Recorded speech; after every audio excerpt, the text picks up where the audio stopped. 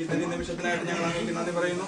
ഈ ഭവനത്തിൽ കടന്നു വരുവാനും ഈ മക്കളോടൊപ്പം ഈ നിമിഷം ചെലവഴിക്കുവാനും നൽകി കൃപയ്ക്കായിട്ട് നന്ദി പറയുന്നു. ഉണ്ണീശോയെ ഈ കുടുംബത്തിൽ വസിക്കുന്ന അങ്ങയുടെ മക്കളെ അങ്ങ് ഏറ്റെടുക്കണമേ.